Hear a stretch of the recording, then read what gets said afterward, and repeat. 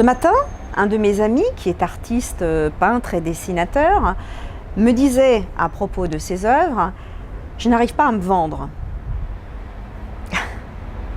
Je lui faisais remarquer alors que se vendre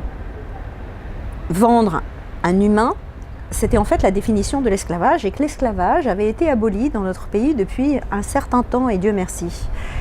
Donc, je n'arrive pas à me vendre, non, ça ne signifie rien et c'est pas étonnant qu'il y arrive. Hein. Il ne va pas se découper en petits morceaux pour aller se vendre en petits morceaux. Et ça suscite à l'intérieur une angoisse profonde. Pourquoi ?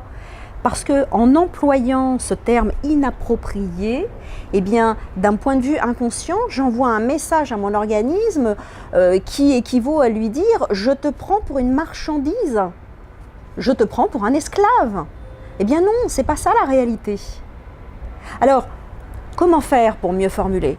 Par exemple, pour ce qui concerne mon ami, il pourrait très bien dire « je ne parviens pas à mettre suffisamment mes œuvres en avant pour attirer le public, pour faire en sorte qu'il ait envie de les acheter ». Alors, il faut beaucoup plus de mots, mais elles reflètent quand même un peu mieux la réalité.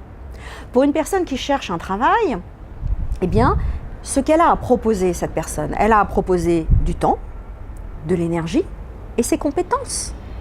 Elle propose ces trois éléments-là à quelqu'un qui en a besoin, qui ne dispose pas de temps, d'énergie et de compétences pour réaliser les tâches qui sont à réaliser et qui donc est prête à lui verser une rémunération sous forme financière pour que cette personne rende ce service. Il s'agit là d'un échange service contre argent. C'est tout simple.